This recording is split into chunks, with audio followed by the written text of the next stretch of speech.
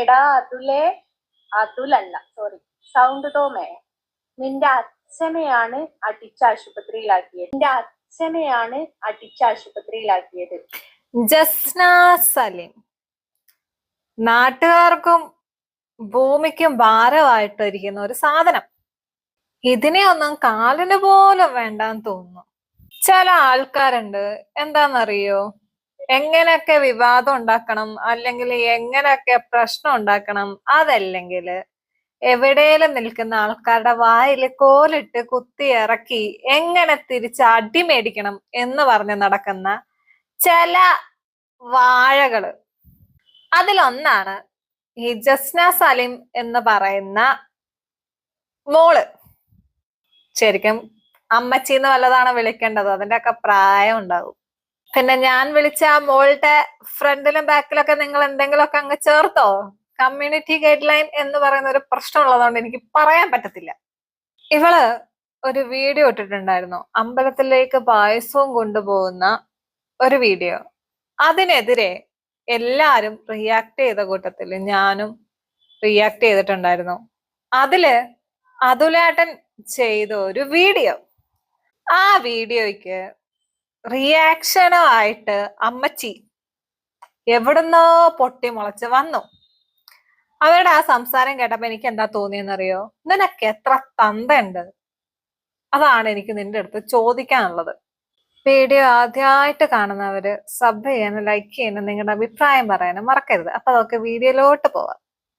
എടാ അതുലേ, അതുലല്ല sorry, sound തോമേ, നിന്റെ അച്ഛനെയാണ് അടിച്ചാശുപത്രിയിലാക്കിയത്.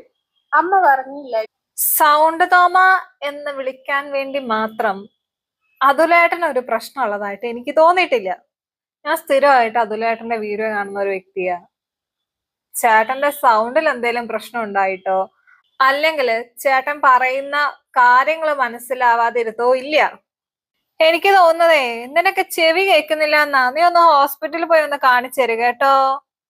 അല്ല, ചെവി കേൾക്കാത്തതിന്റെ പ്രശ്നമായിട്ടാണ് ചിലപ്പോ സൗണ്ട് തോമാന്നൊക്കെ വിളിക്കാൻ തോന്നുന്നത്.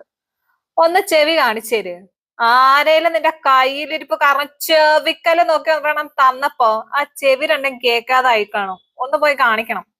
അമ്മ ആരാന്ന് വെച്ചിട്ട് പറയാ എന്ന് കരുതിയിട്ടായിരിക്കും എന്നോട് പറയാതിരുന്നത്. വീട്ടിൽ പോയി അന്വേഷിച്ചു നോക്ക്.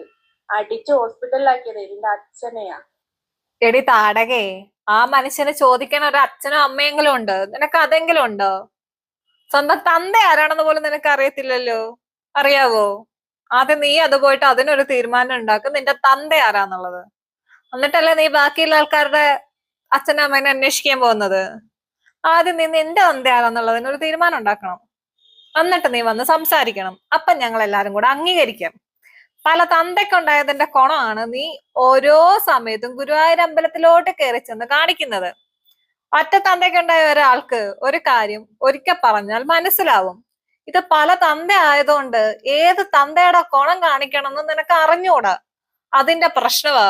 ആദ്യം പോയിട്ട് തന്ത ആരാണെന്ന് കണ്ടുപിടിക്കണം. അത് കണ്ടുപിടിച്ചിട്ട് അയാൾക്ക് നട്ടല് എന്ന് പറയുന്ന ഒരു സാധനം ഉണ്ടെങ്കിൽ നീ നന്നാവും. ഈ കണ്ടുപിടിക്കുന്ന തന്തയെ ഒറിജിനൽ തന്തയാണെങ്കിൽ അയാൾക്ക് നട്ടലുണ്ടെങ്കിൽ നിന്റെ ഈ സ്വഭാവത്തിന് അയാളുടെ കയ്യിൽ നിന്ന് രണ്ട് കിട്ടുമ്പോ നീ നന്നാവും. അതല്ലെങ്കിൽ പിന്നെ പറഞ്ഞിട്ട് കാര്യമില്ല, നീ വീണ്ടും ഇതേ പരിപാടി നടത്തും. പിന്നെ നിന്റെ കയ്യിലിരിപ്പിന് അതിലേട്ട നല്ല മറുപടി നിനക്ക് തന്നിട്ടുണ്ട്, കേട്ടായിരുന്നു? രോമാഞ്ചം. കാരണം നിന്നെ പോലെയുള്ള അവൾമാർക്ക് ഇങ്ങനെ തന്നെ മറുപടി കിട്ടണം. അങ്ങേരെ മര്യാദയ്ക്ക് മാന്യമായിട്ട് വിമർശിച്ച ഒരു കാര്യത്തിന് ഇമാതിരി റിപ്ലൈ കൊടുത്ത നിനക്ക് ഇതല്ല ഇതിന്റെ അപ്പുറത്തും കിട്ടണമെന്നേ പറയാനുള്ളൂ. വേണമെങ്കിൽ അതിൽ നിന്ന് കുറച്ചും കൂടെ ഞാൻ കേൾപ്പിച്ചു തരാം.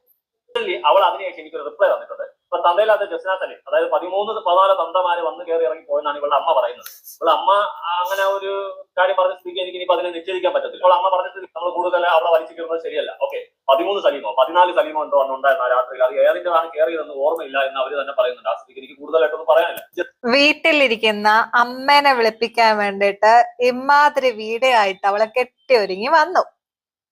ഇനി മേടിച്ചു കൂട്ടുക. ബാക്കി കൂടെ കേൾക്കാം. ജസ്ന സലീമിനെതിരെ ഞാനൊരു വീഡിയോ ഇട്ടതിന് ശേഷം ജസ്ന കൊച്ച് എനിക്കെതിരെ ഒരു വീഡിയോ ഇട്ട് കാണാം. എടാ അതുലേ, അതുലല്ല, സോറി, സൗണ്ട് തോമയാ. ഓ എന്തോ നമ്മൾ സൗണ്ട് ടോമയൊക്കെ തന്നെ. പിന്നെ വേറൊരു കേസ്, സൗണ്ട് ടോമയെന്ന് വിളിച്ചപ്പോൾ എനിക്ക് സത്യം പറഞ്ഞ ഒരു അംഗീകാരമായിട്ടാണ് തോന്നിയത്. ജനപ്രിയ നായകൻ ദിലീപിന്റെ ഒരു വ്യത്യസ്തമായിട്ടുള്ള ഒരു ക്യാരക്ടർ അഭിനയിച്ച ഒരു പടമാണ് ഈ സൗണ്ട് തോമ. അതിൽ ആ ക്യാരക്ടറുമായിട്ട് കമ്പയർ ചെയ്ത് തന്നെ പറയുമ്പോൾ സത്യം പറഞ്ഞ് ഞാൻ അഭിമാനിക്കുകയാണ്. Thank you. അടുത്ത് നീ പറ, അടുത്താണ് നിനക്കുള്ള മറുപടി എനിക്ക് തരാനുള്ളത്. തന്തയില്ലാത്ത പറയാം. നിന്റെ അച്ഛനെയാണ് അടിച്ച് ആശുപത്രിയിലാക്കിയത്. എനിക്ക് പറയാൻ ഒരു തന്തയുണ്ട്, ഒരു തള്ളയുണ്ട്. നിനക്ക് അതുപോലും ഇല്ല. നിന്റെ അമ്മയുടെ ചോദിച്ചപ്പോ നിന്റെ തന്ത ആരെന്ന് അറിയത്തില്ല. 13 പേരുണ്ടായിരുന്നു. കിട്ടിയല്ലോ, തൃപ്തിയായല്ലോ, സമാധാനായല്ലോ, വയറ് നിറഞ്ഞു കാണുമല്ലോ.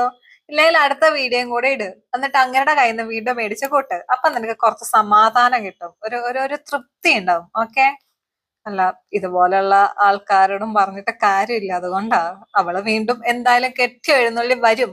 അതിനു മുമ്പ് സ്വന്തം അച്ഛനൊന്ന് കണ്ടുപിടിക്കണേ, എന്നിട്ട് നീ കെട്ടി എഴുന്നള്ളി പോണം. ഇല്ലെങ്കിൽ അഗരുടെ വായിലിരിക്കുന്നത് ഇനിയും കേൾക്കേണ്ടി വരും. അപ്പൊ ശരി, എന്നാ ഇത്രേ പറയാനുള്ളൂ. പിന്നെ അതിൽ കമന്റ് ഇട്ട ഒരു വ്യക്തിയുണ്ട്, നാദിര. അവരുടെ ആ ഒരു LGBT കമ്മ്യൂണിറ്റിയോടുള്ള റെസ്പെക്ട് കാരണം ഞാൻ ഒരു അക്ഷരം മിണ്ടുന്നില്ല. മാന്യമായിട്ട് പണിയെടുക്കുന്ന കുറെ ആൾക്കാരുണ്ട്, അവരെ ആലോചിച്ചുകൊണ്ട് മാത്രം. ഇല്ലെങ്കിലേ ഒരു സ്റ്റേറ്റ്മെന്റ് ഇതിന്റെ ഇടയിൽ നടന്നിട്ടുണ്ടായിരുന്നു. എന്താണെന്നറിയോ? ഞങ്ങളെ പോലുള്ള ആർത്തവം വരുന്ന സ്ത്രീകള് എന്നുള്ള ഒരു സ്റ്റേറ്റ്മെന്റ്. അതിനെ തന്നെ ഞാൻ പച്ച വിളിച്ച് പറയേണ്ടതാണ്. മനസ്സിലായോ? ശരി, എന്നാ അമ്മച്ചി, സോറി അമ്മാവാ.